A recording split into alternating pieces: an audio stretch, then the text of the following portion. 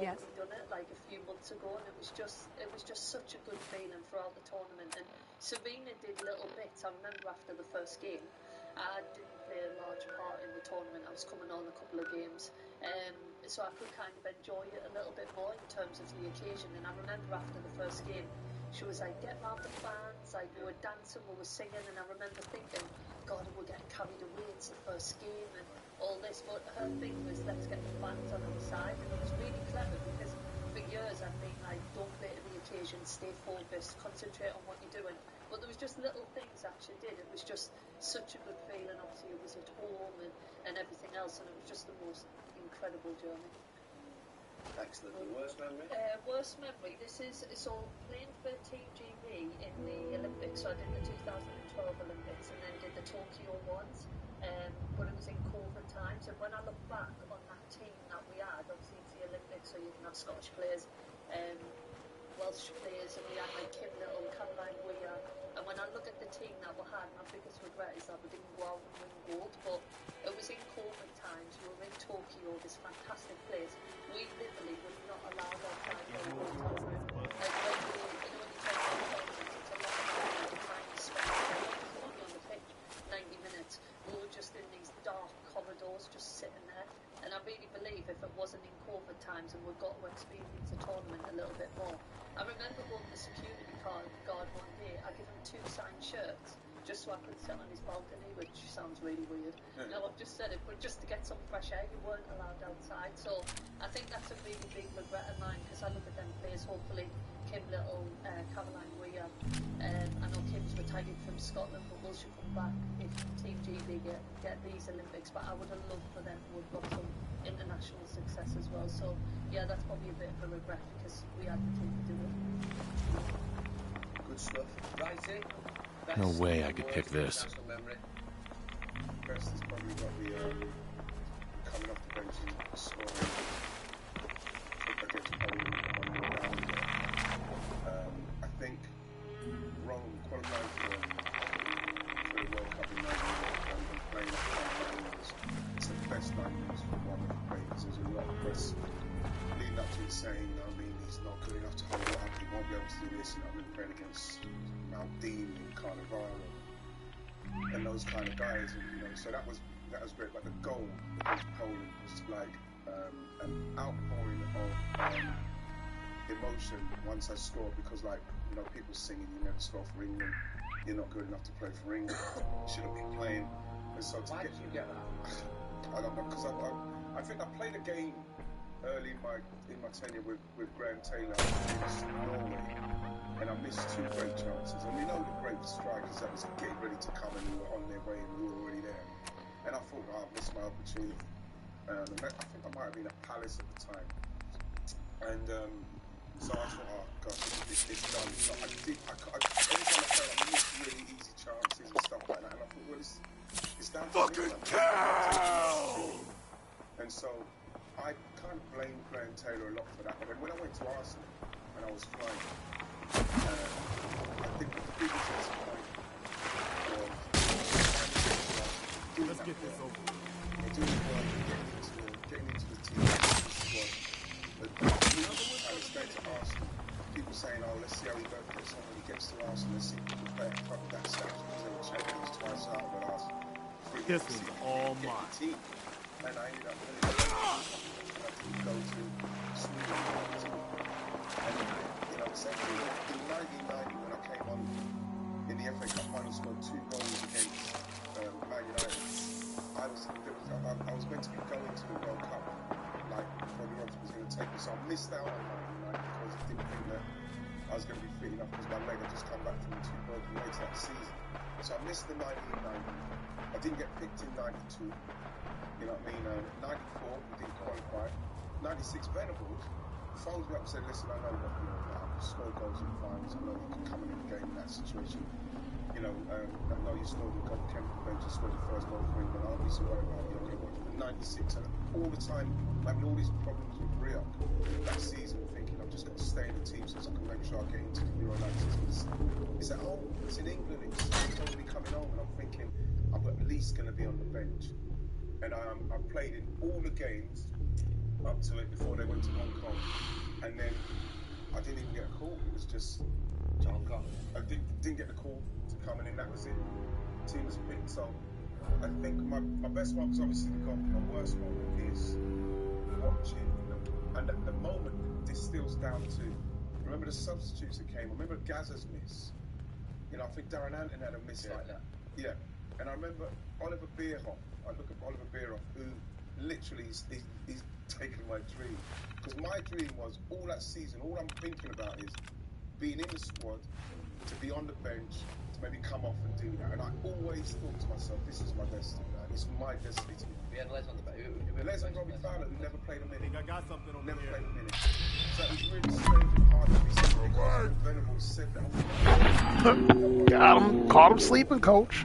Caught him napping. Happy to take the situation of being on the bench, Sheringham and Shearer, they were absolutely flying. But Could be you know, anything needed, hidden so in all this. it was hard for me because then I missed 96 and then 98 when Glenn Olin told me I'm going.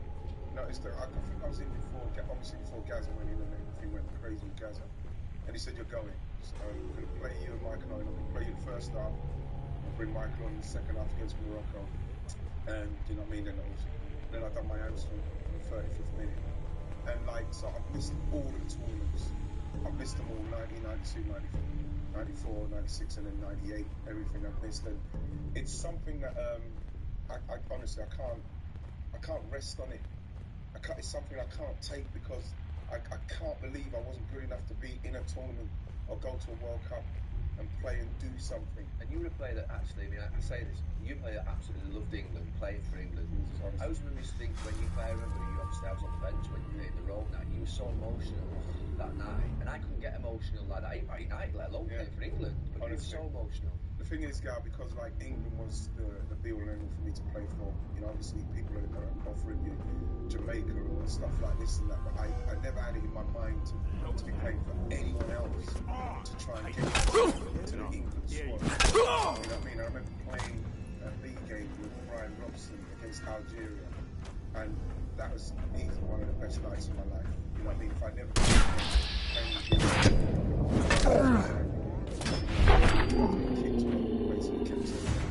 even when Steve McMahon when I got into the squad at Palace, Steve McMahon would teach me, so how does he play? Because like, you know, you're playing those games in England, the 6-a-side game, you lose the ball, you ain't getting it back, you're running for a while, and I kept losing the ball, and he kept digging me out, and I went, right, yeah, he kept saying, how do you have to play this guy to get into the England squad? Yeah, so I go back to the room and I'm nervous, you know, nervous going to Guess it's nothing. It's the same thing. He said, no more things about this. It's all stuff. You know what I mean? So he's always there. So it was Brian Robson. It was really great because he was walking in the corridor and see Brian Robson walking towards me. I didn't know what to do with myself. It was just like he was my hero. I loved him. So, you know, when Steve McMahon was saying that, I was nervous. I felt like I didn't belong. You know what I mean? Because of, you know, being at Palace and that, and giving the ball away and trying to do well. And I didn't get too much love from, like, Graham Taylor. Sometimes I get called into squads. Wouldn't even speak to me for the whole time I was there.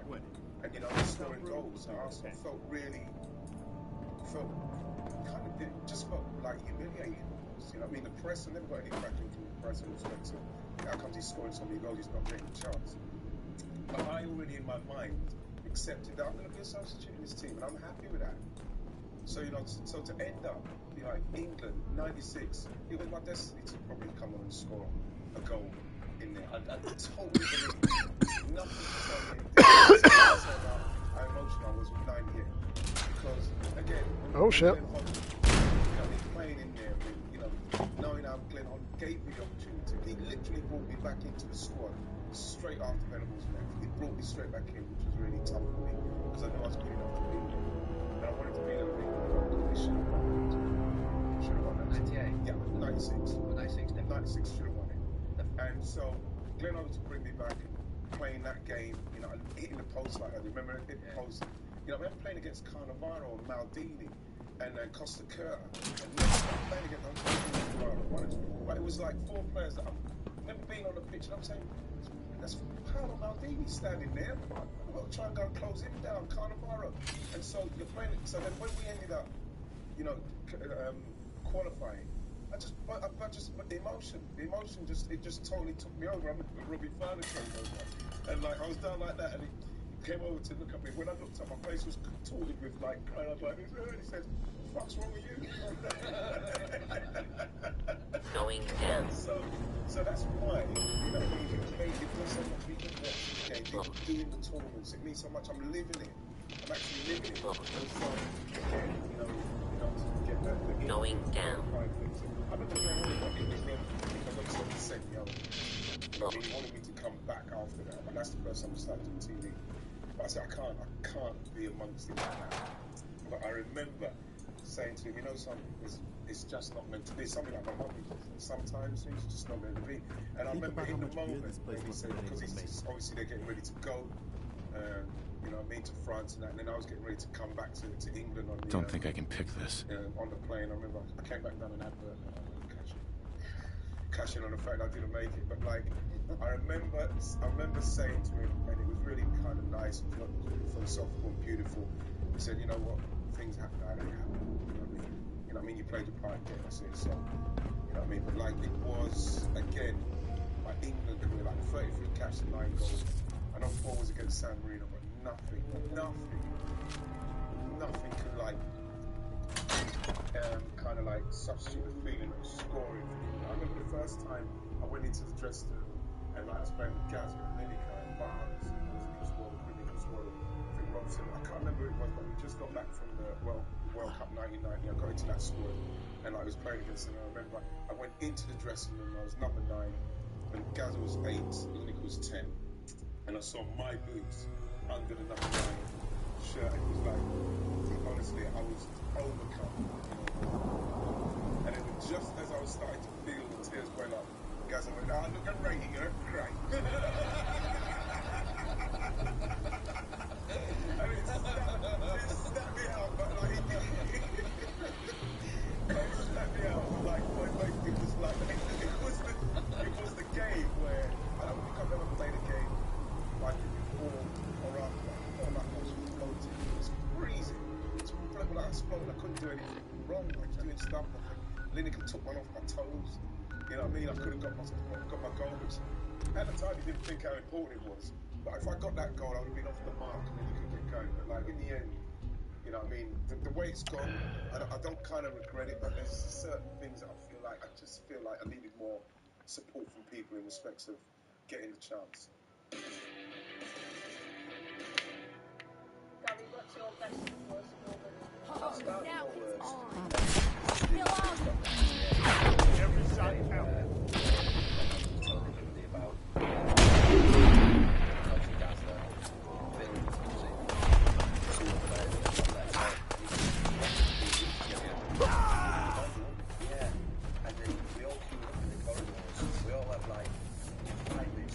No point in leaving after the scavenger. 105, 110, 115. Then you imagine a meeting runs over, and the next meeting runs over, and all of a sudden there's like a queue in the corridor.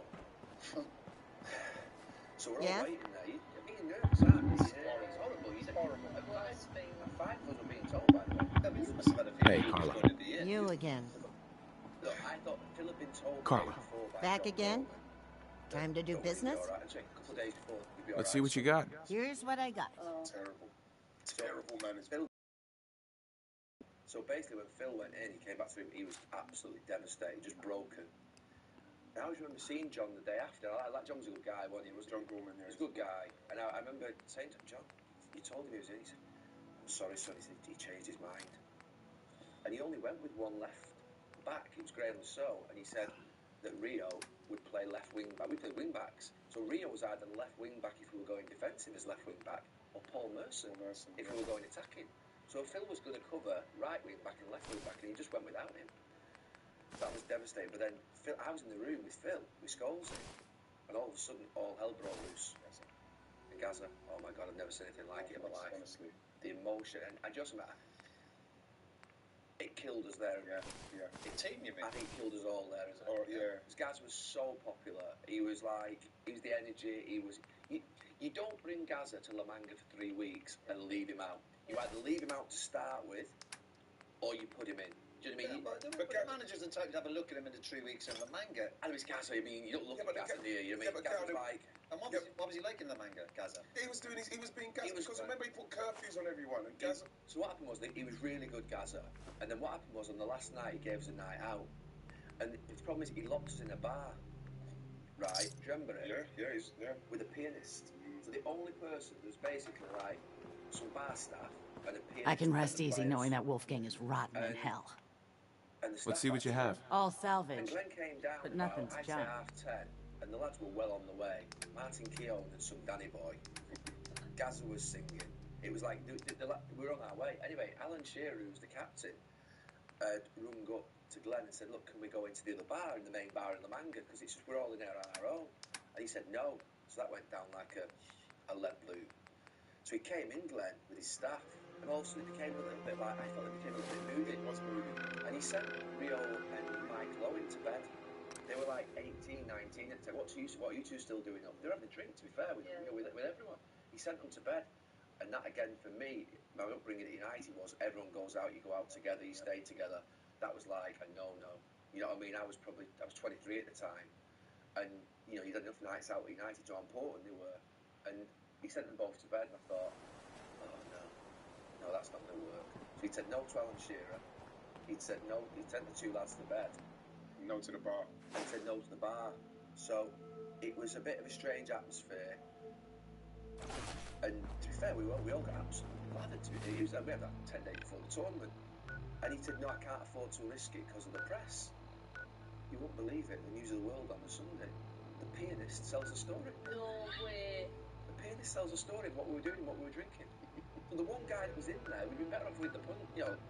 But the story was you were just drinking. Yeah, but what I'm saying is that was back then for News of the World. Imagine you're in 96, you're in 96, previous tournament. Hong Kong, wasn't it? All hell broken. Yeah, I know it, because of an English player's night out. Right. Hong Kong, you know, the club they went to, the dentist chair, smashing up the play, so no England team could be seen to be going out. So the idea that he'd let us have this drink, and all of a sudden the pianist starts to tell his story. But anyway, so we'd had that night out. This was the day. So the day after that was the D-Day.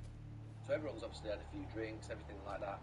But Gaza's best mate was Glenn Roden. Yes.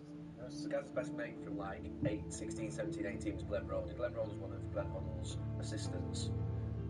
It's about an hour. No, sorry, the lads have started to go up. Gazza's late on in being told what to do. So basically, Glenn Roden's walking alongside the pool, apparently. I don't know this. I was one of the first ones in to be told I was going.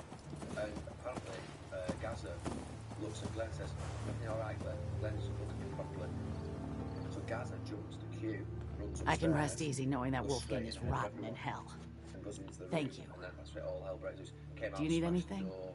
Let's see what you have. A little bit of everything. So did he not get selected because of that, like, night? Or was it based on performance? We played golf, hadn't we, I think, as well, or something. I think Gaz had a few drinks while we played golf. I think it was something about could he risk bringing him or stuff like that. Yeah, there was always talk about Glenn Hoddle telling him at the start of the season, I need you to stay fit for the season. I need you.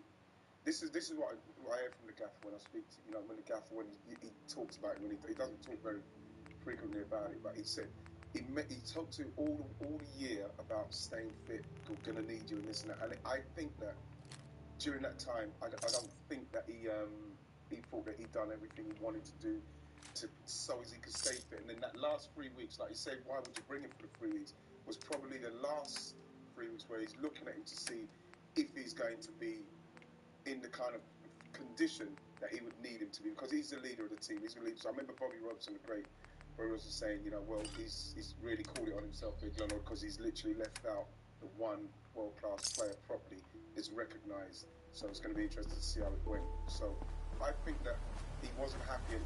He seemed to be constantly in a kind of flux between the press. Did the press like him? Didn't the press like him? He done what he done. Did the press think he was arrogant? It wasn't a nice environment and vibe. It wasn't nice. The morning after, so what happened was, it wasn't just that they went in, so 5 players got told that they weren't there. So Gazza, Andy Inchcliffe, Phil, Gutsy, I think Dion Dublin. It wasn't just that they got given a letter, and no one knew what was going to happen, that there'd been a private jet booked, and they had to go on it in like 3 hours. So they had to pack the bags straight away and go on a bit to a private jet that night. That's not a bad thing, do you know what I mean? No, No, but what I'm saying is, you get together as a group. Obviously, Gaza, my brother, Butsy, you know, we were like brothers, weren't we? You know what I mean? Like, and it was shock, and we were like, oh, it wasn't great. Usual selection was like that.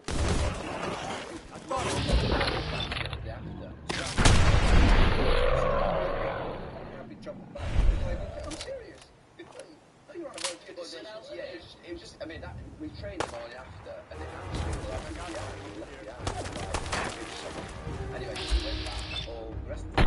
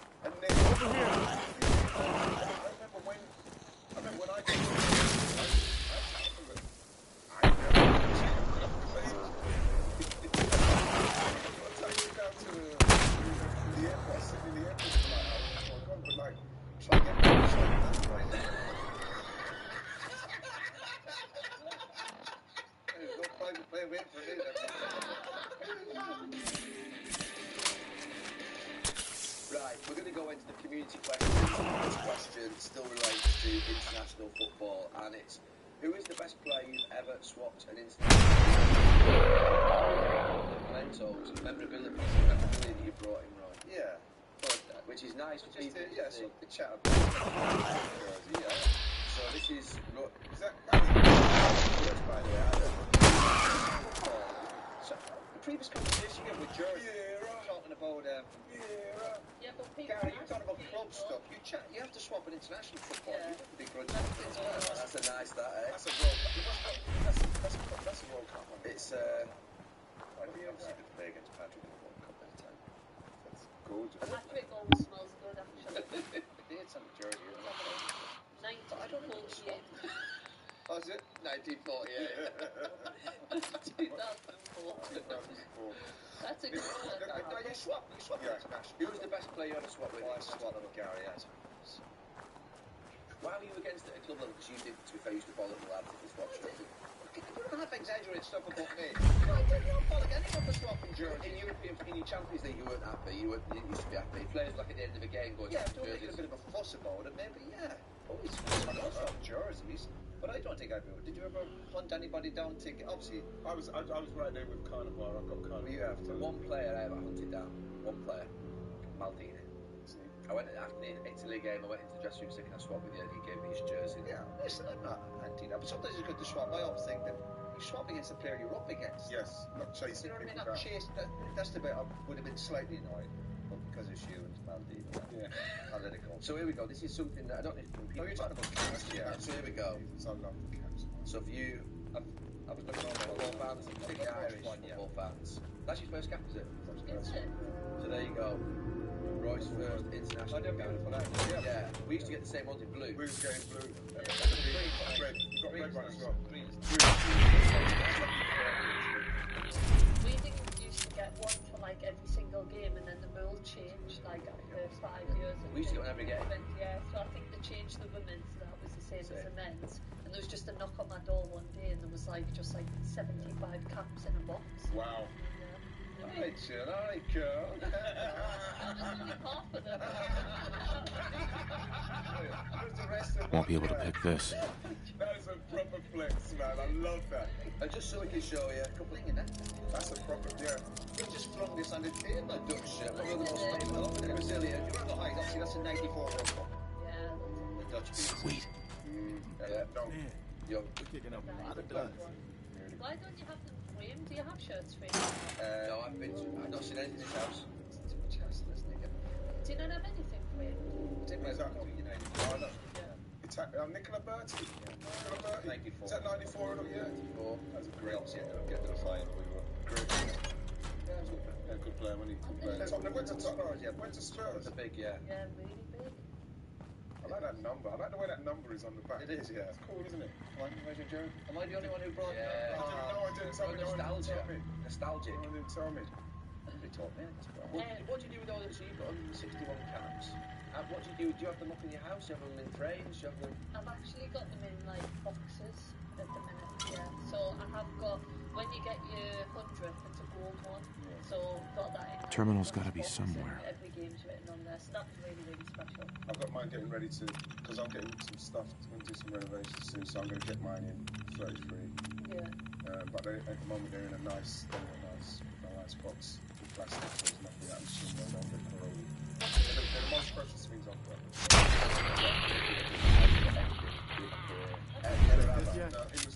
Oh well. Maybe better luck next time. I say that. They're all in the National Football Museum. Yeah. Bingo. In the basement of the on shoulder in I'm the up basement. there, To be fair, that's where you should put your caps and shirts and everything, because that'd be stored for you, but they also put them up in displays. Any idea what all this does? National Football Museum. So have they got all the caps? Everything, all the caps, all the shirts, medals, everything. I just gave them to him and said, look, anytime you want to use them, just put them up. I haven't got anything up in my house. You don't got anything up in your house, have you? No. Can you tell us the story about when you had the faith healer, Eileen Drew, in Glen Hoddle? Did you go and see her? Yeah. Did you? Did you remember? Tell us about her. No, I mean, She resigned after she was so lady, did she? No. She said, was she the anger management? No. You know what I mean? It was something that, it's funny because I thought that the boss, he was very Spiritual. Yeah, he's very spiritual and that, and he got quite irate if you weren't kind of like up for it. You know what I mean? Yeah. I remember I think Ray Parler got blown out by him because what happens is that you go in and You didn't have to go and see her, no. no. He kind of wanted to see. He would ask you to go and see her. Yeah, he would ask you to go and see her. I remember Ray Parler. You know what I mean? He can't take anything seriously. And you know when you never went in. When you go in, she goes in and she goes like that over the edge. You're sat here, she comes behind you. And Ray Parler said, "Show back inside, please." And she told Greg out of the back. He was out. What was your mental? Yeah, but I would knock a manager. But I think that's just. It's like sports psychologists when they start to come in the club. Well, I think that's an option. If players are comfortable with that, then that wouldn't be.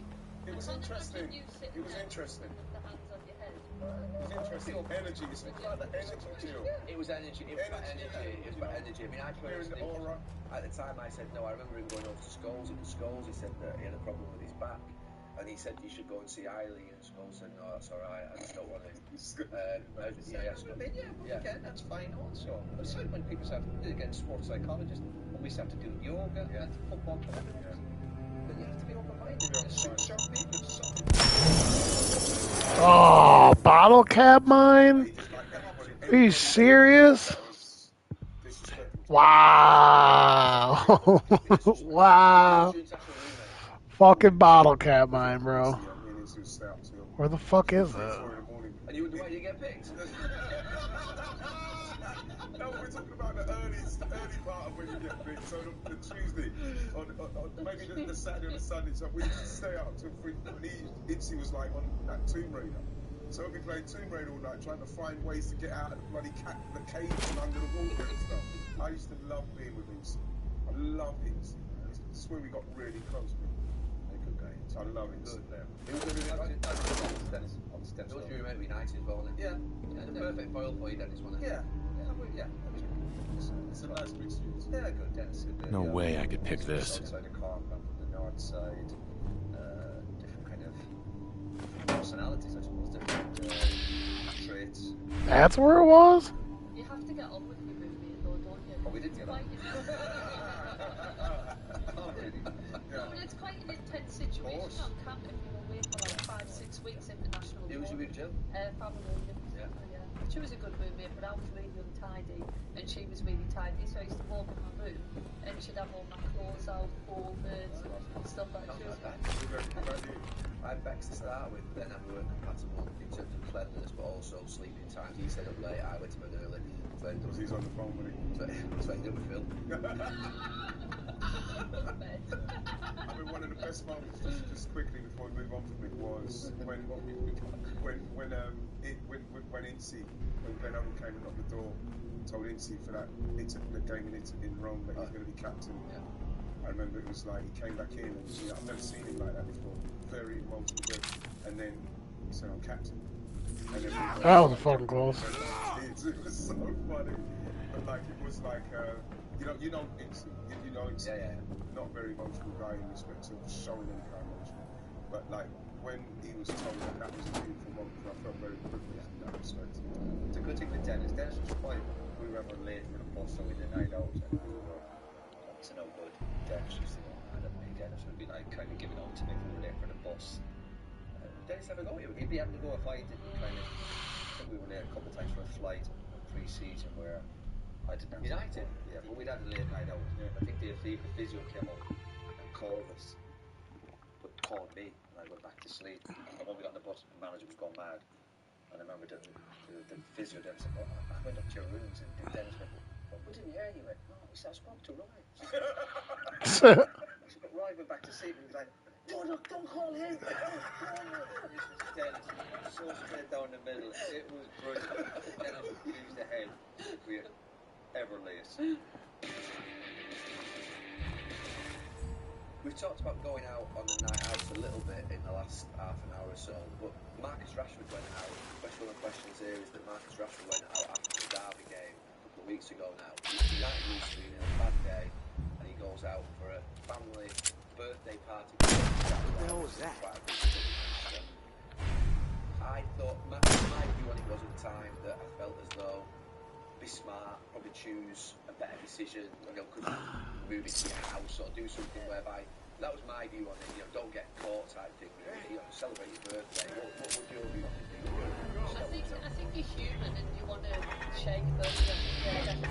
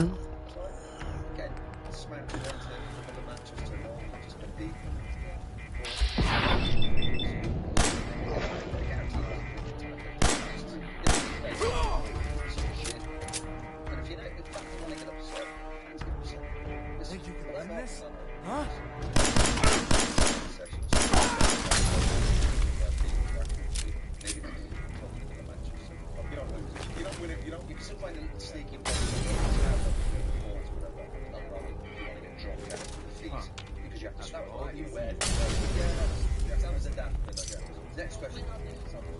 That was my answer.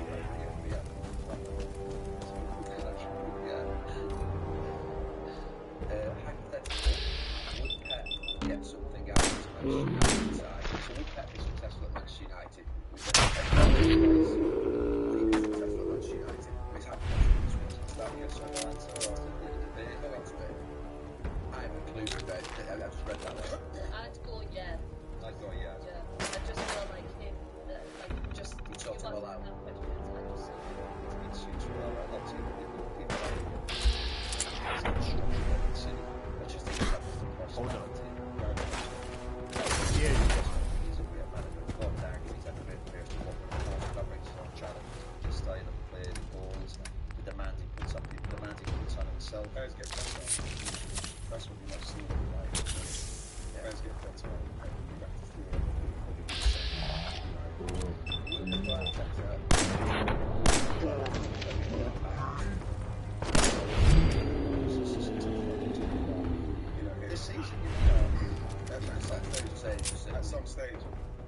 If he doesn't win the season, is he under pressure?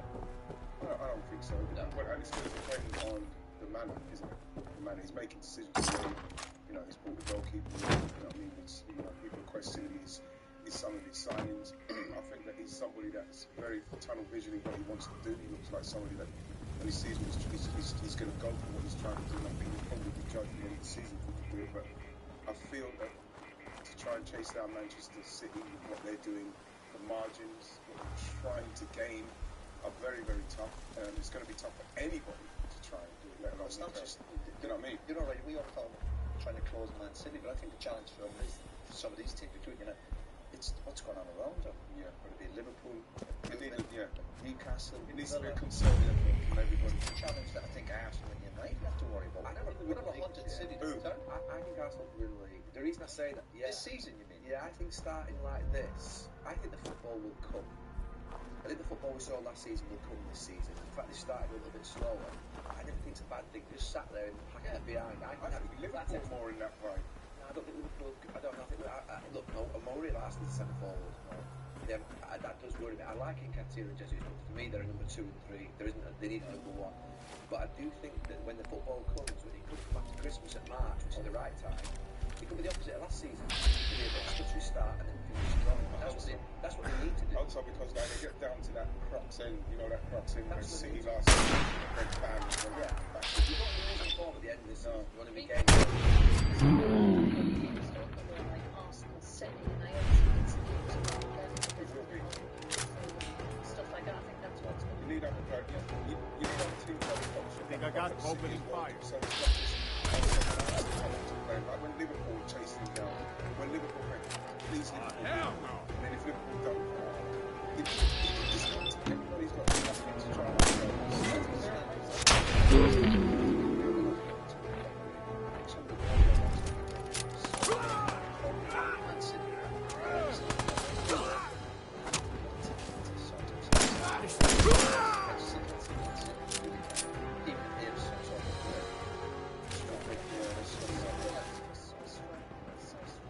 Last question. When did you first start thinking about retirement?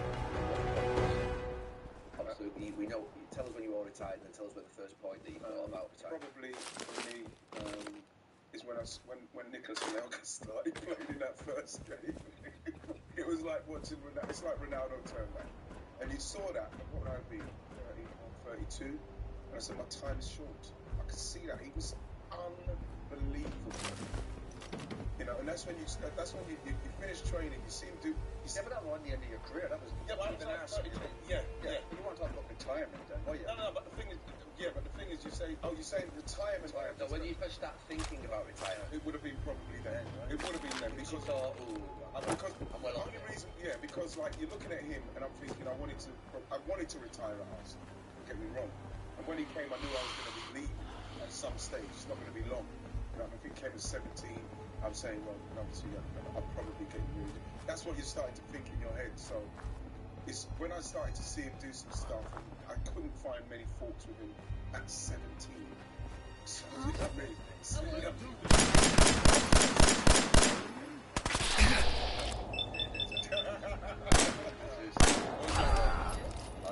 I was 34 when I finished, but I should have retired when I left United. I should have retired that day. I left United and then Something died inside. Oh, definitely, without a doubt. Yeah. That's like we were Again, you get dying when I'm thinking about retirement.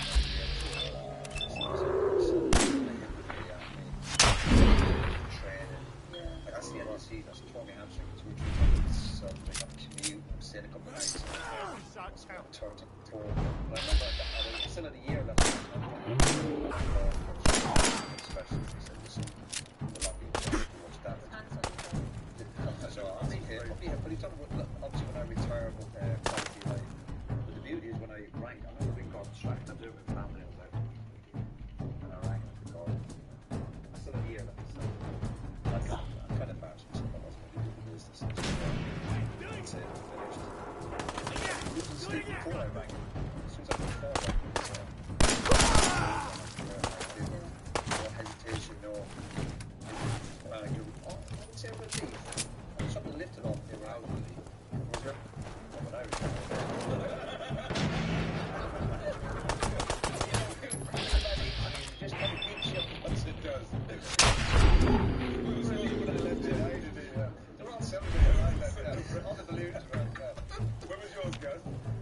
West Brom. Yeah, no, but that was when I retired. Yes.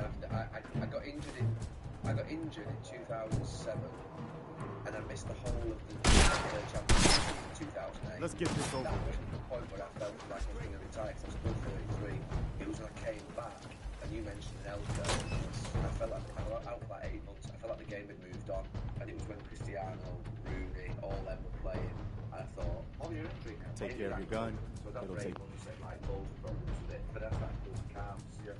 I just couldn't get it. And Joe was that, you're changing your other side, isn't it? Yeah, my ankle was gone, and I always felt heavy that ankle. Like oil, like, I didn't mind that for matches, but when I'd be getting all them training, just to get training, like the games. When I came back, I thought straight away, and then every season I thought I'm going to retire here, and to be fair, they just offered me another year. But the definite point I retired was I retired at Christmas in the 2010-11, and I should have definitely retired the year before. I knew I'd gone, and I actually enjoyed my last 6 months the previous season, but it was a shambles the season after. I had Stoke, Everton, and West Brom 3 games. What the fuck was that? Away and should have been sent off for all 3 games.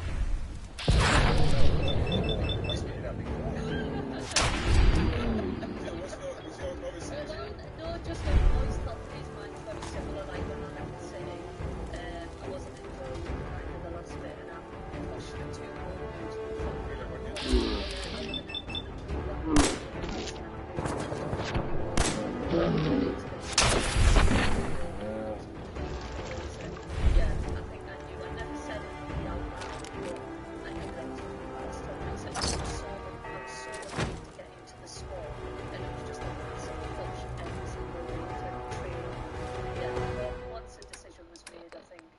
sometimes you don't get the best ending in sport, and I'm just what an ending that is. That's amazing. now I've got something tattooed to remind myself.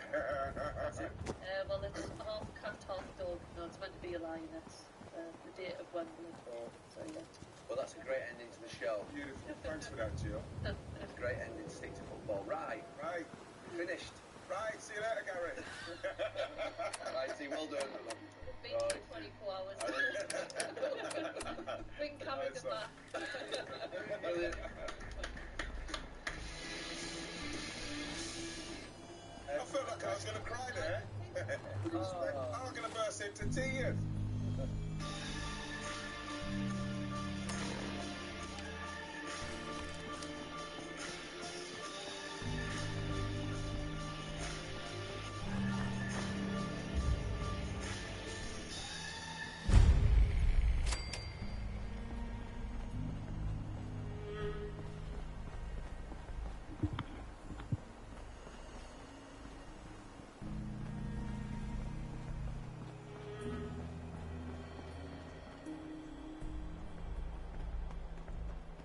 Trust and faith has gone completely. The greed and selfishness is out of control. It's lawless. The Premier League is a defunct organisation. It's quite scary with football's going. I'd be furious if I was an Everton fan. I'd feel like it's an absolute disgrace what you've done to my club. Big Six, they're bullies. Manchester City haven't been found guilty. 115 charges. In any walk of life, why would anyone want something like that hanging over you? It's going to be fighting to death for Manchester City. It will be a fierce legal battle. You're listening to this, to be fair, I'm going back to this all now, so that's listening. I switched off for 20 minutes. That was my fresh tea. For what? The old YouTube channel, the But have you won it? Have you won it, Gary? You know these awards, right? Is there anyone who doesn't get an award? No. Yeah, but that's society. Everyone wins. We're not here for awards. Slicing with Jill as well. This is just generally for the owner of the channel, won best YouTube channel of the year. So it's congratulations in order for everybody. Is that happened just recently? Yeah. Because now we're People in the back row. Everybody. Yeah. The full team. Right. We're ready.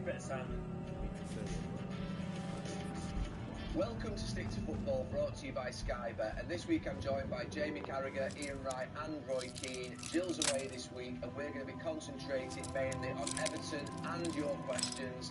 Excited to be here again and write it. Nice. A bit of fashion discussion going on. Stick to fashion. Stick to fashion, yeah. So what is that, John?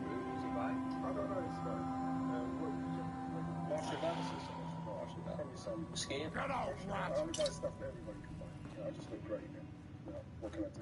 Well, talking about fashion, have you seen that one of us has been in a big modelling shoot in the last week with Lord?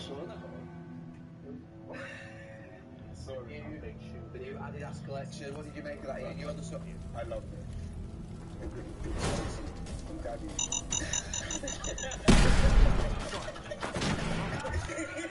It's appealing to what audience here would you? I just, this thing I was walking the dog. The nice ears. Just, I was, something. I wish I was just in the background, just what's that?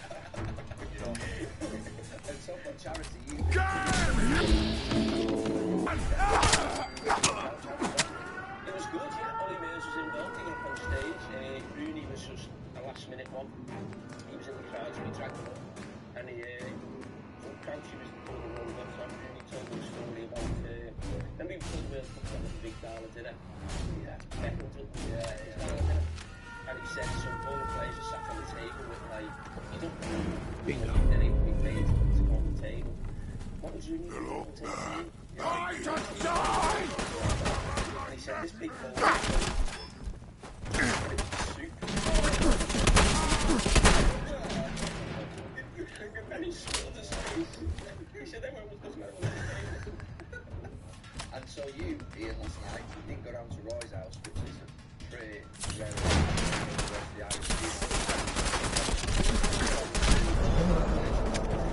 The fuck? Irish music on in the background. No, we wasn't. Well, I couldn't do it last night. I had to watch something last night, so I couldn't come up. I was devastated. What are you watching? So I went to the Ronnie premiere, Ronnie O'Sullivan. How was that? It's probably the best one I've seen for a while. I think the female one was amazing. Senna, Ricky Hatton, really deep stuff. But this one, because I don't know, simply because he's such a. I genuinely understand what the word tortured genius means now. Those words, what they mean now, because when you watch that, you'll see that. It's really, really uncomfortable. Yeah. In some instances, you do feel because this man's really battling so deeply. So it was brilliant to watch. Brilliant to watch. One of those days you genuinely feel like you're seeing something you are beyond the game. Sweet. Keep in mind that you can do that. This is it, man. This guy is out there. Right. So it is a we've been talking.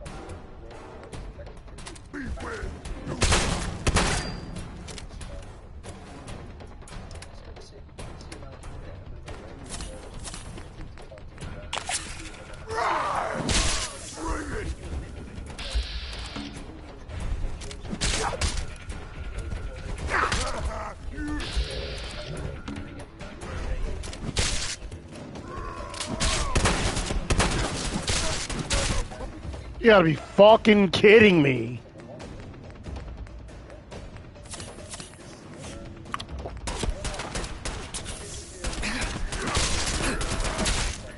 You fucking bitch ass motherfuckers. About this shit.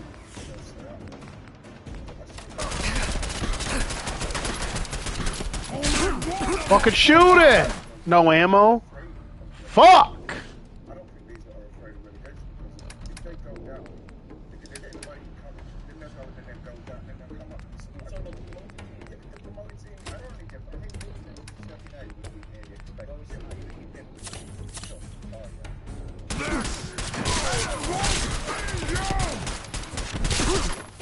Dude, you've got to be fucking kidding me right now.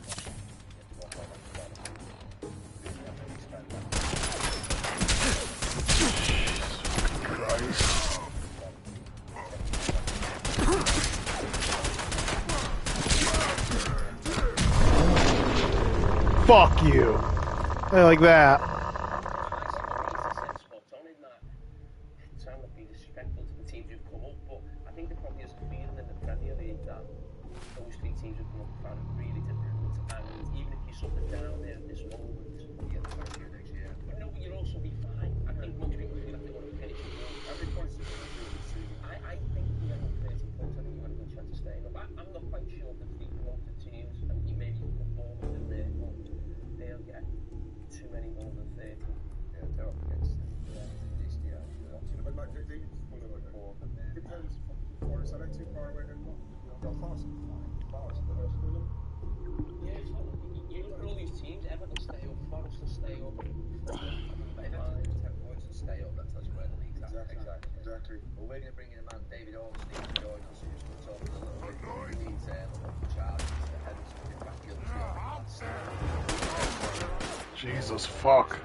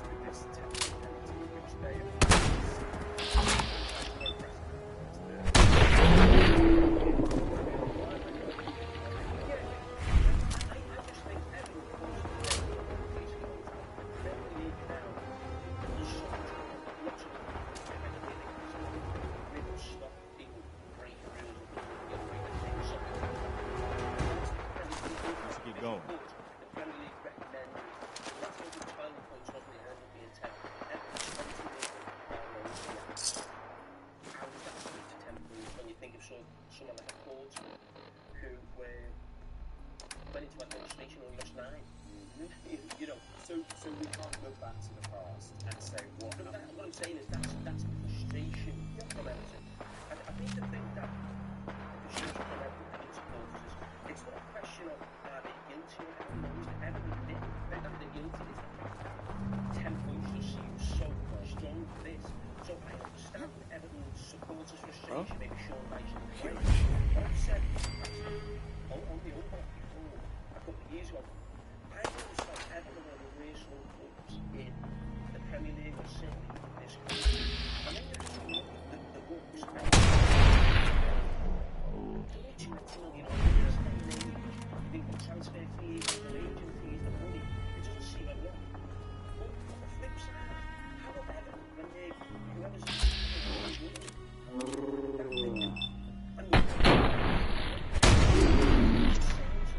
you'll get very close, you get very close, you're going to pay a good price, like you said. Why did they just not buy one player who cost them about 15, 20 million? Does it cost them 10 points? It's just ridiculous from the actual ownership. So the actual owners of Everton and the people at Saturday Night, for me, they can't be happy. You've been waiting for the Premier League, they tell you how close. Yeah. And they tell you so clear. I mean, what do you think? Or do they think the Premier League will bottle it?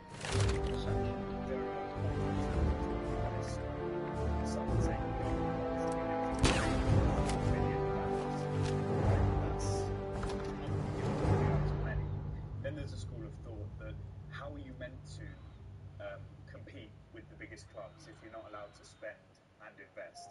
And then there are others who say, yeah, they should be allowed to, but they did so badly. And they had repeated warnings from the Premier League. They actually had a system in place that they had to bring every transfer approved by the Premier League. And they sold it. Was that allowed then in the summer, or maybe even going to January or the summer before when Frank Lampard was in charge, where if every transfer has to go through the Premier League, how are they then only allowed to go over 105 million and end up at 119? Maybe this will come onto a future point that Gary makes a lot about real-time accounting. But at that point, Everton and any club in their position who wants to spend the money will be saying, we'll recoup it in sales. They may have been saying that before the COVID pandemic. This is one of their mitigations in their mind, that the market was destroyed by COVID when we could have sold players. And the report refers to player X, who they felt had value, ended up being released Got it. for nothing. Those are the kind of excuses you can say that Everton gave. Back to the sort of transfers point. Yeah, they sold Luca Dean, for example, to Aston Villa to help with their financial fair play situation. But then they went and bought two fullbacks. And you could say, in the words of the commission, that was reckless. Maybe use someone from the academy or someone who is already with the youth squad. They will say, well, we sold the Charleston. That might fit his values. There seems to be this suggestion that... I'm not sure Tottenham fans will be saying that.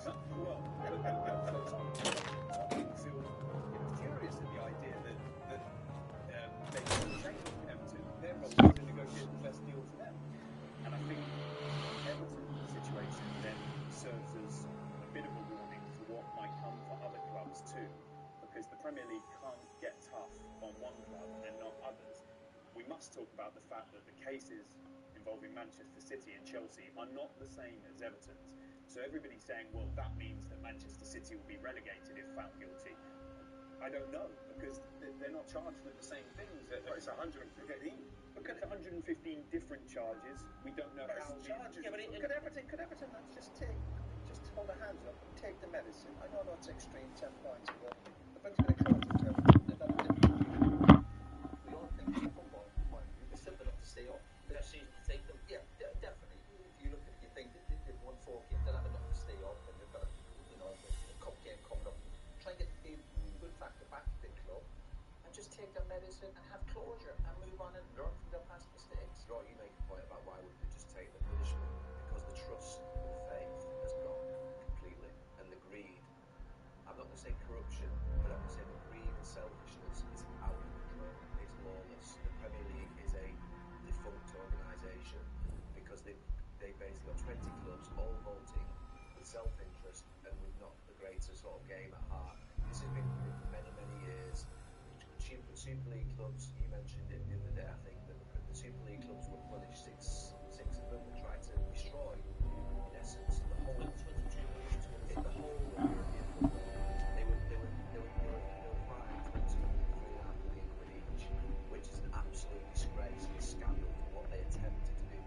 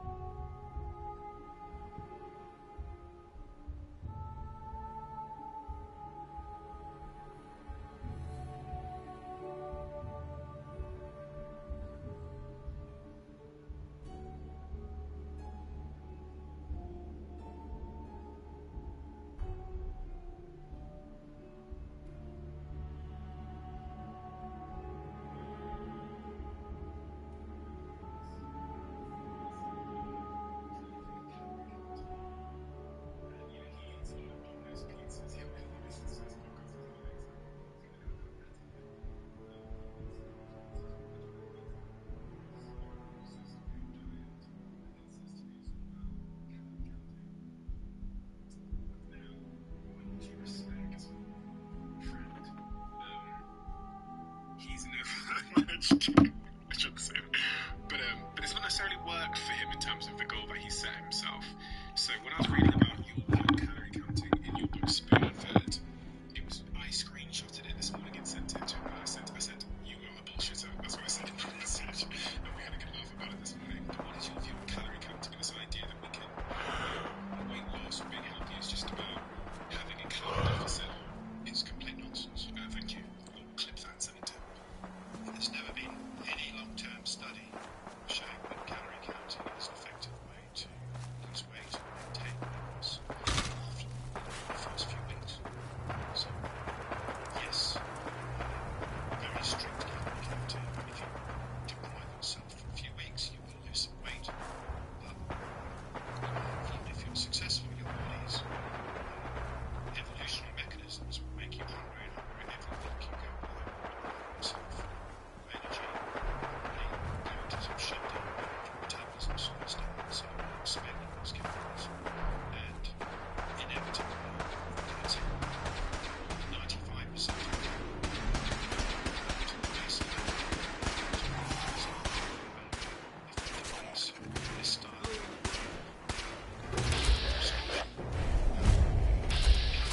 part of that to be trying, so again, reduce by 10%.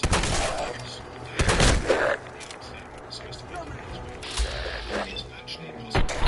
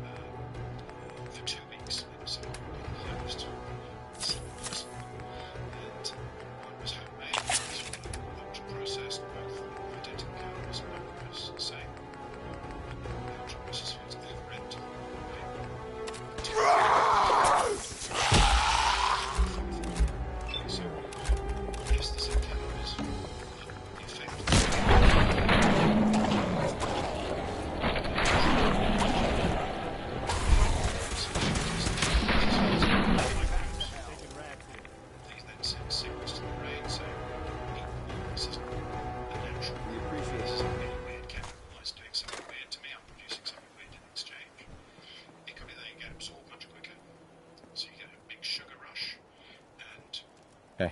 We appreciate the assistance, civilian. But what's your business faster than they should do in nature. And so the rat doesn't have time to say, I'm full. It normally takes 20 minutes or so to get that fullness. Or, you know, it could be the matrix of the food, it could be the chemicals in the food. Before I answer, will you tell me who you are? In due time. If you want to remain in our compound, I suggest you answer my question first. So he predicts studies. I'm just trying to survive out here, like everyone else. The way you charged in and engaged those ferals, I find that a bit difficult to believe. Are you from a local settlement? Do all these questions really matter? After all, I helped you fight those ferals. This would be much easier for both of us if you'd cooperate. Now, where are you from?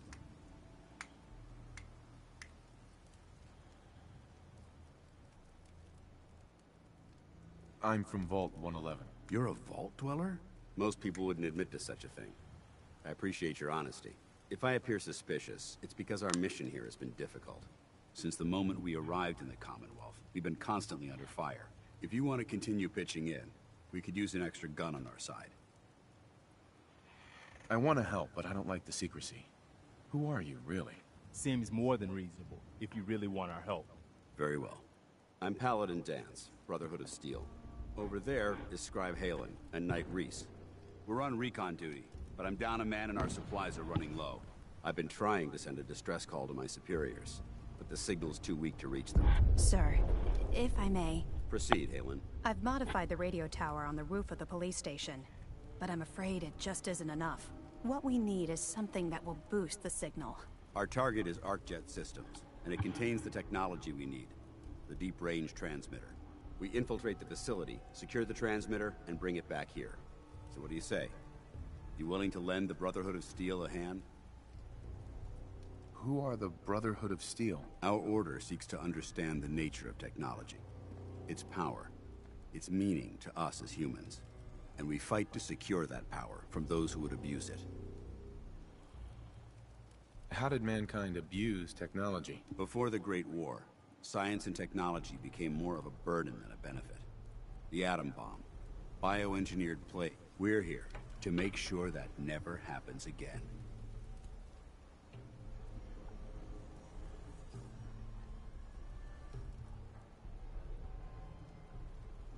This is just a fancy way of saying that you're looting everything you can get your hands on. Looting implies that we're attempting to benefit ourselves. That couldn't be further from the truth. So, what do you say? Will you help us? It's a good plan, if we make it back. I can assure you that I wouldn't undertake this mission unless I had confidence in your abilities. Halen, take Reese inside and bind his wounds. Yes, sir. Reese, once you're on your feet, I want you to make certain the perimeter is secure. I'm on it. All right, civilian. It's time to prove your worth. Head into the police station and resupply yourself. Then let me know when you're ready to begin. Let's move out, people. All right, big guy. Let's go. Yeah, I'm coming.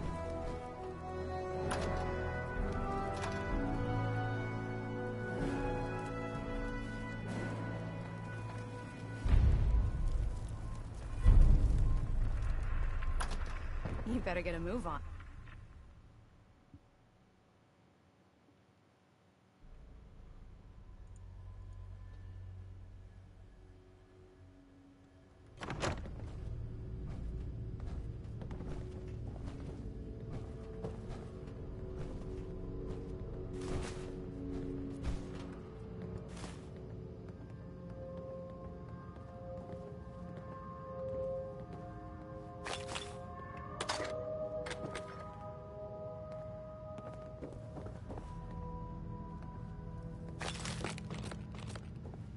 So you gonna patch me up or what?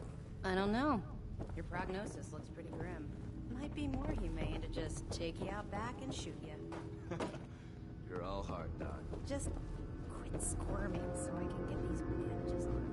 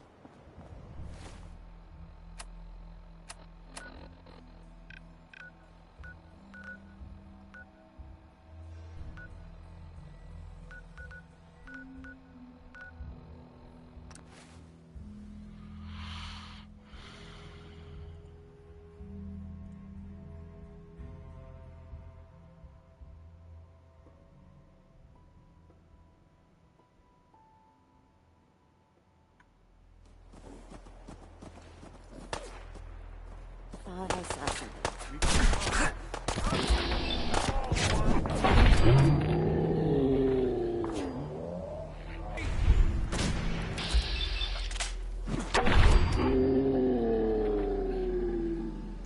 Don't you die on me!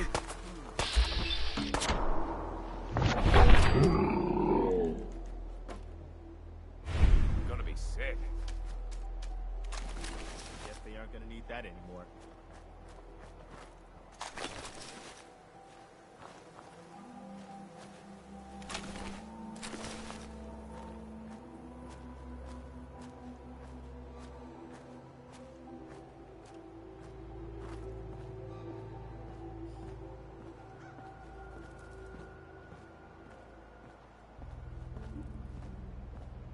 Yeah.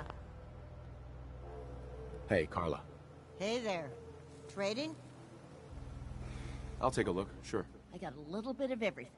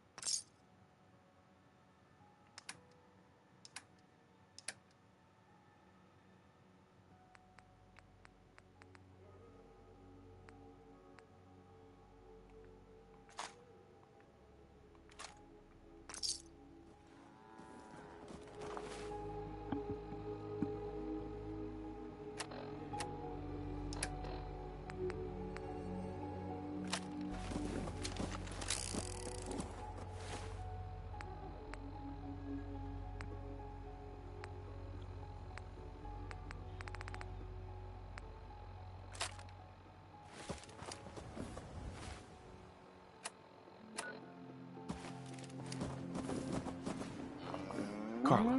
Need to pick something up? Road's pretty long. Did you say something about directions to Diamond City earlier? Directions. Figures. Just keep going until you see the skyline. Cross the river. You'll find the Great Green Jewel just inside the city limits.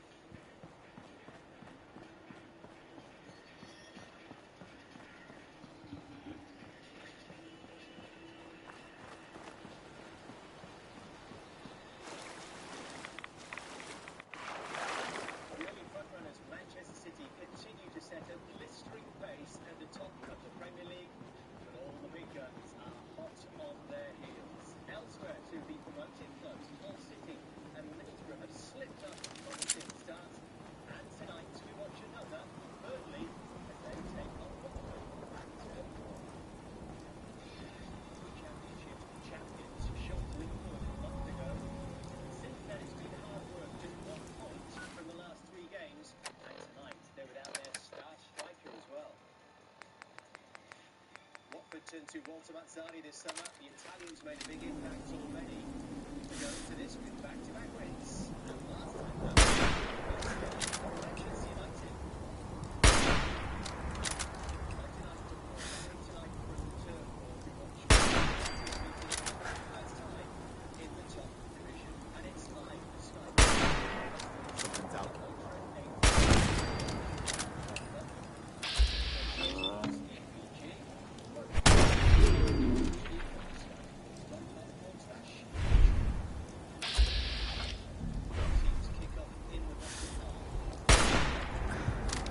Here you are.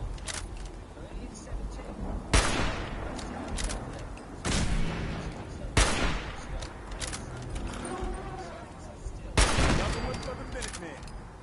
At the top, Manchester City, first Premier League side since Chelsea 7 seasons ago to win their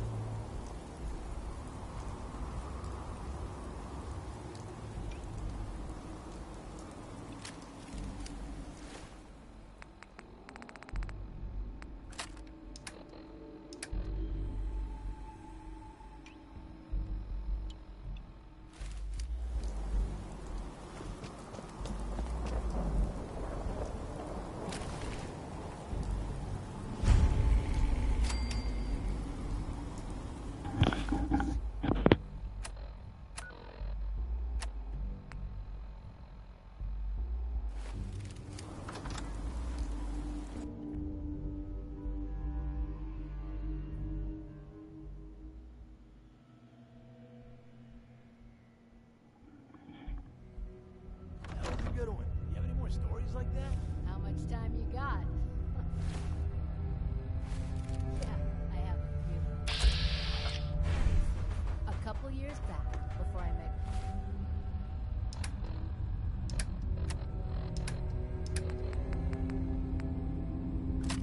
Clutch, me and a couple friends found a young kid on the road.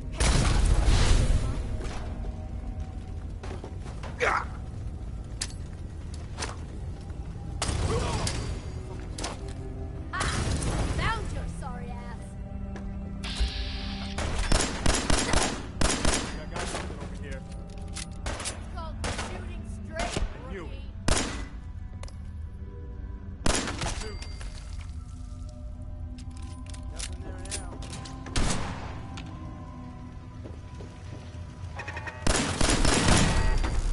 You're nothing. Nothing.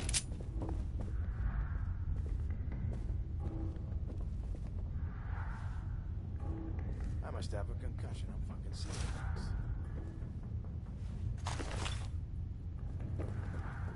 Come on, tough guy. Come on.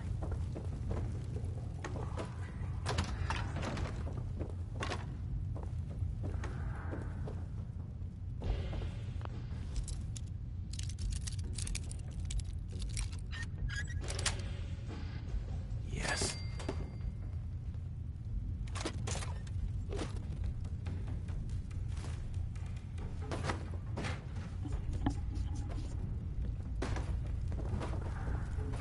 Should have just run.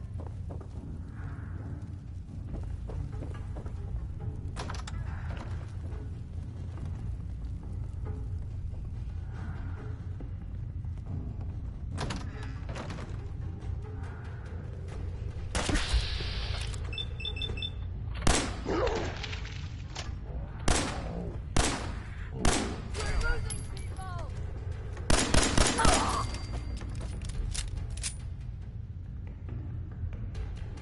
Don't quit, do ya?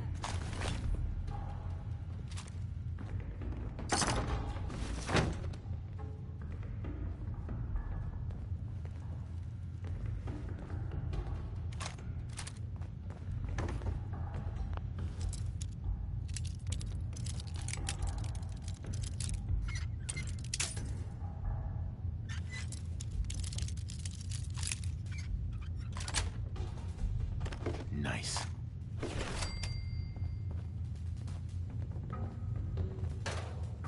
What's got left in you?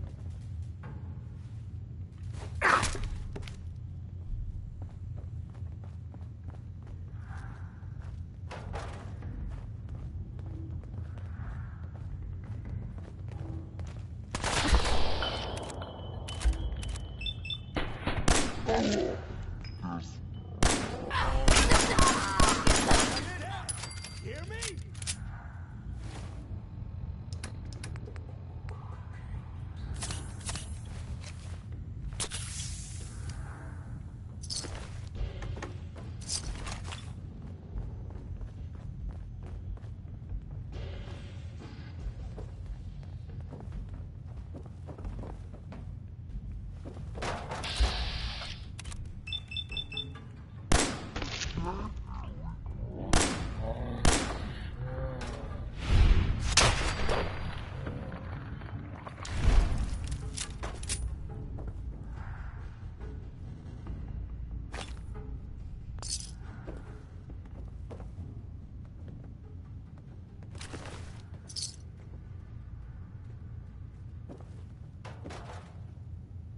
Locked tight.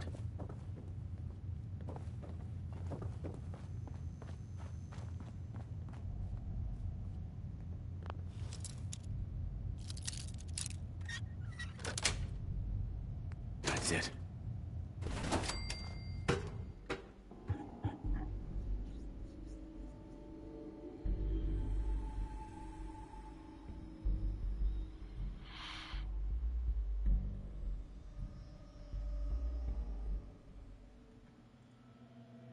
Hey, come on, random fans. Guess what I did? Fighting works everywhere, man. Literally, if you were a goddamn right now, we go crowd there watching it. That's we are flying that way. It's fine. It's big. You think women too? It's fascinating. Women are different. I mean, women, listen, what Gina Carano is, it has the same taste as Ellen. I don't think so. But when you talk about, this thing is broken into pop culture now. I mean, when you have a big fight, right? Big fight.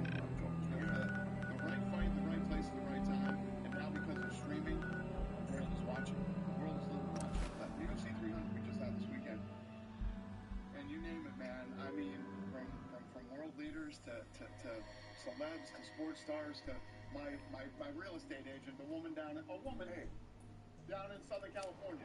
Everybody hitting me up about the fight. Dana, I was a kid when Ali and I took care of those Raiders for you. I was a kid. We got Life magazine. That's true. Life magazine. True. And Frank Sinatra. You know this? Yeah, you did the photography. Yeah, of course. I mean, just think about that. I mean, that's what boxing is. Really? Ali, Frazier, Well, that's the best news I've heard in a long time. By the way, we've talked about it, and we've decided to support the Minutemen. I think it's worth giving it another chance. The only way... Crops been growing pretty good. It was in New York, all the pimps. With their fur coats. 100%. And their bad bitch. It's funny. It's that movie, American Gangster, that Denzel Washington did. Police started getting on his case because they saw him show up to the fight, and he was wearing fur and all that stuff. And Hey, just point me to it. what now? We've gotten big enough that we're having trouble communicating with all our settlements. It's a good problem to have, and I have a solution. I think it's time to retake the castle. It used to be the Minutemen HQ, way before my time. Well fortified, centrally located, and most important, it has a powerful radio transmitter we can use to broadcast to the whole Commonwealth. So what happened to this castle if it was so well fortified? This was long before I joined up, but the story I heard was that some kind of monster came out of the sea and destroyed the fort. A lot of the leaders were killed in that battle, and I guess nobody ever felt it was worth the risk to try to retake it. I've always wondered if losing the radio station was the beginning of all our later problems. So, should I have an assault force assemble near the castle? I grew up idolizing, black athletes. Huge Michael Jordan fan. Yeah. Tyson. You know what I mean? We did idolize black athletes. Yeah, but I'm just saying, I've only been to one boxing match. So what happened to this castle if it was so well fortified? This was long before I joined up, but the story I heard was that some kind of monster came out of the sea and destroyed the fort. So, should I have an assault force assemble near the castle? I'll think about it and get back to you. Your call. Just let me know when you're ready to pull the trigger. I'll mark it on your map. We can use all the support we can get, so see what you can do to help. And the fighter is black. Polish fighter. And I think it's all these different countries. But in America, no, you're rooting for whoever, you know. I tell you what, every white guy, whoever fought Mike Tyson, nobody was rooting for the white guy. I promise you that. Everybody wanted Tyson to win the fight. Tyson was this. Yeah, I'm just saying, historically, boxing has been a proxy for racial animals. Like, I'm not sure that, you know, Max Schmeling, that's a whole other ball game. What they call the Great White Hope. Yeah. You know, it was, nobody in America wanted Max Schmeling to win, white or not. They wanted Joe.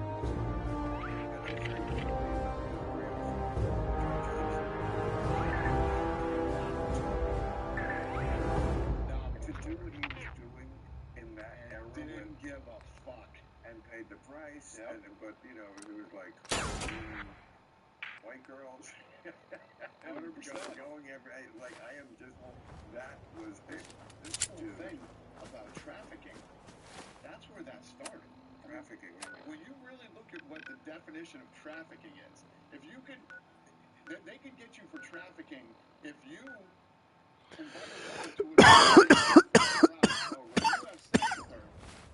she's been trafficked. Yeah. That started with Jack Johnson. That's how that law came into place. Isn't that fascinating? You mean they made the law for him? Yeah. Because that law was created for him because he was bringing white women across state lines. Well, we have come a long way. Yeah, we really have. I agree. That's good to hear that you don't think that it's yeah, I'm sure you're right. Penetration law. Listen, these days, especially with the UFC, I mean, we have fighters from all over the world. You'll have Americans cheering for Brazilians. When you think about boxing back in the day, first of all, the big fights would all happen in either Las Vegas, Atlantic City, sometimes New York and LA. Madison Square Garden in LA, right? And when we came in, I mean, I'm doing a fight in St. Louis. I'm doing fights. We do fights all over the world. And we have so many different fighters. For instance, we had a Brazilian in the main event last Saturday. Lots of people were rooting for the Brazilian over the American. I could do a fight in Arizona with a Brazilian and a Polish fighter, and the thing will sell out. Look, everyone, even this was by the woke, they would say everyone is somewhat racist. You just, if you don't think you're racist, dig deeper. Dig deeper, Dan White. Dig. You fucking dig. Dig. No, I'm with you on that one. Okay, so we're all trying to dig. They think I should dig. Some people too. Okay, I'm always trying to dig. Always have. Was raised that way. There's racist people in every group of human beings that walk the face of the earth. There are racist black people. Right. There are racist Asians. There are racist white people. There are racist, you know, and I can say this to you. You don't have kids, but I can tell you this. I say this all the time. Nobody knows who you are better than your children. Your children, if we can just talk about the thing, dig deeper, Dana White, dig deeper. You know, Mike, your kids at your house. I mean, you grew up in a house. You had parents. I was a kid. You see the good, the bad, and the ugly. You know exactly who your parents are and what they do. And I say this all the time. I said, you take my kids, strap my kids up to a lie detector test, and ask them who I am and what I'm about. And let me tell you what, you'll be shocked to find out that, you know, there is a racist bone in my body, and that's a fact. I believe you. But I do think you're not right about maybe it's a different generation, but I don't feel like I do my parents. I saw my parents were great because in their generation they just like I never saw my father like say a word worse than hell or damn. And sometime later in life I was talking to somebody who was worked with him, he was in the radio news, and told me some stories about him. And first, they said he was very funny, but told like really dirty jokes and really dirty stuff, and then it said something about his son. That's where it came from. I never saw that. And that's because that's a good point. And some of the I think that's different these days. That is different. Oh yes, you're correct. But I mean, that is the place I'm always trying to get to. This place of reason. Right. I think you're the same kind of person as you. Yeah, I know. I'm over the bullshit. I'm done with it. Wait, what am I talking about? You're probably a fucking billionaire.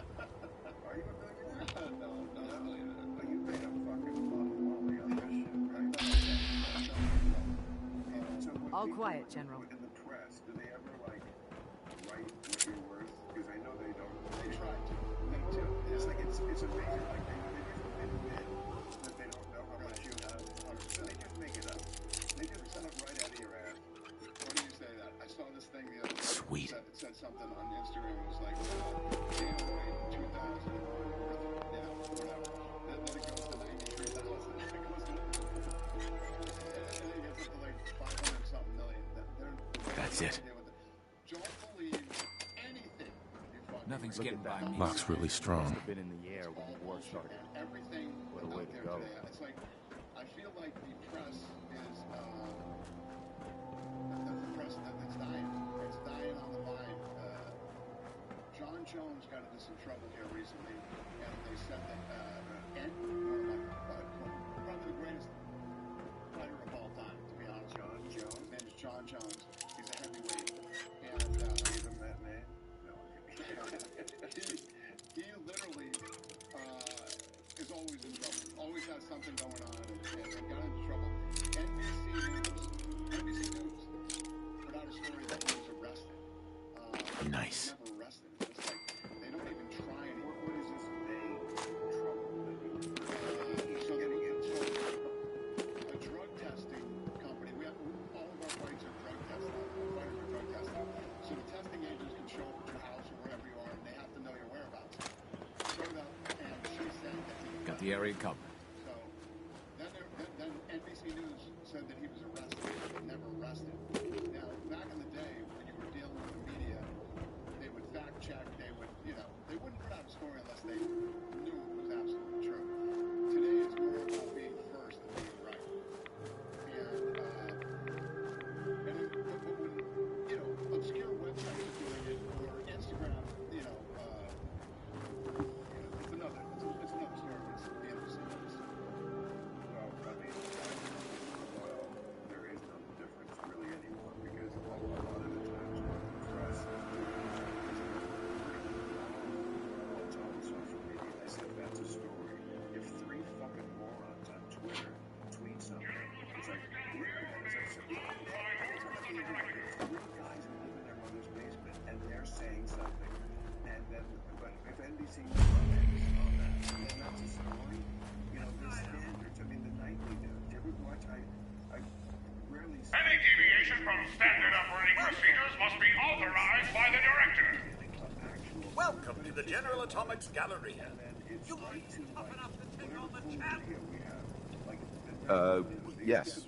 That's right. Splendid. Well, let me be the first to welcome you to your new assignment. Once you've had a chance to get settled in, you should report to the director. Sure. The Galleria is currently closed to the public, but staff and employees are permitted on the grounds, of course. If you have any questions, I'd be happy to assist you. Why is the Galleria closed? I'm sorry, but due to pending litigation, I am unable to comment. Please direct your inquiries to the General Atomics Legal Affairs Division. And it depends on which news you watch.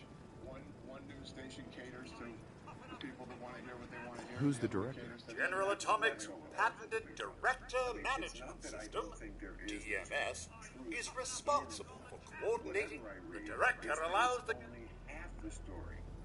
What is this place? The General Atomics Galleria? Our wide array of stores. Come in and That's all. Very well. All employees, report suspicious behavior to the director immediately. Just in time for today's cellular aspect right this way, please. Keeps your skin looking and acting younger for longer. OneSkin has a simple, scientifically validated routine that keeps your skin looking and feeling good. And here's the best part. It also targets the root cause of aging. Tell her you love her just how she is, except now she can look even younger. Don't just take my word for it. OneSkin has over 4,500 star reviews and was recently recognized by Fast Company as one of the most innovative brands of 2024. Stop! For a limited time, you'll get an exclusive... What I never did. You hear me coming? Now I have to... Bloody fantastic.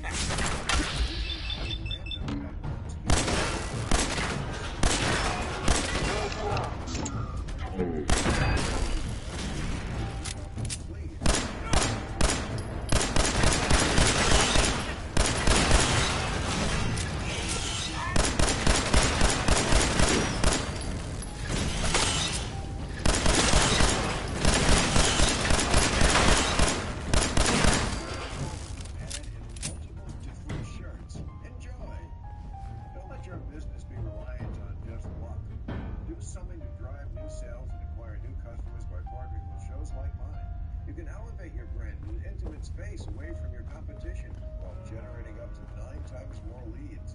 By combining the power of audio and video channels with text messaging and generate an ROI as high as 5, 6, or 7 to 1. I have no idea what ROI stands for, but I do know that a high one is good. The best way to achieve these goals is through the team at Radioactive Media. Stanley Tucci.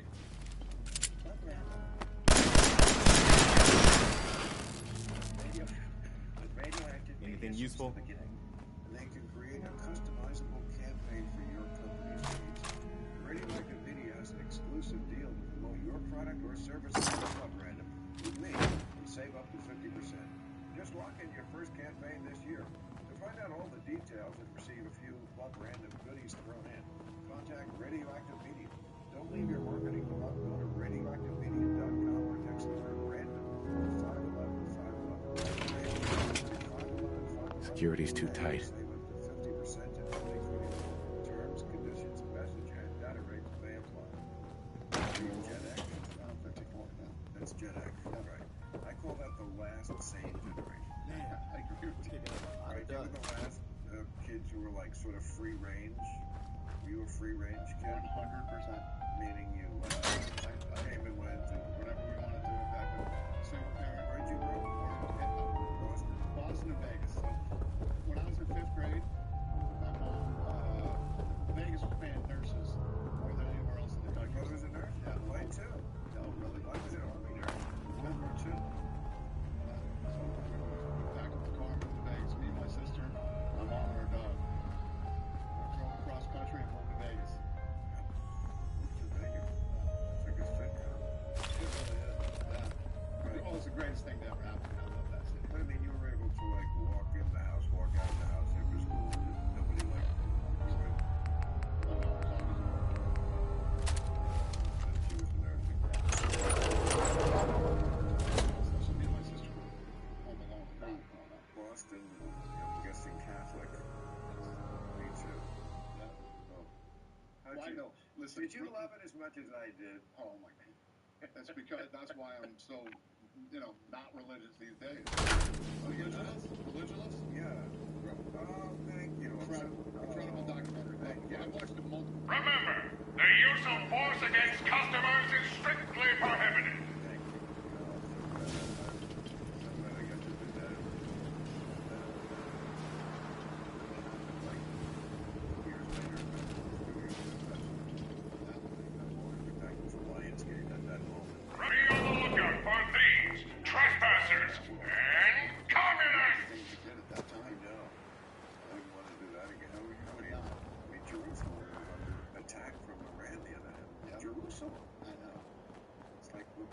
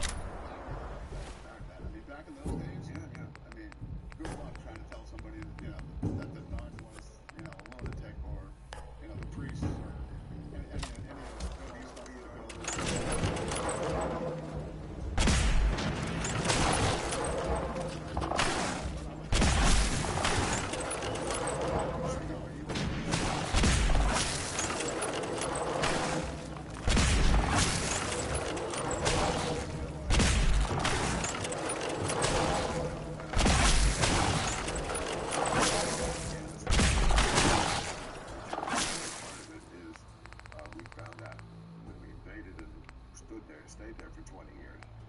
There are rich men who have like 10-year-old boys. That's just a thing.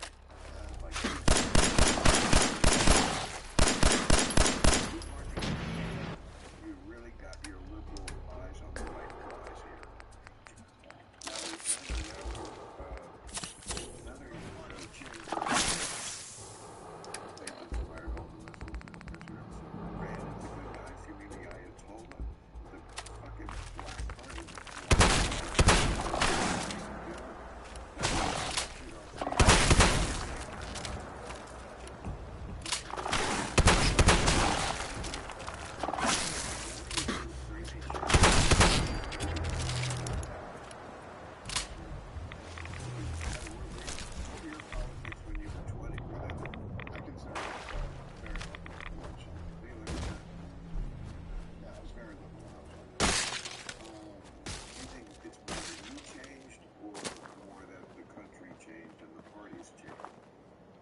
I'd say it's a little bit of both. You know, listen, I'm for common sense. I'm all about common sense.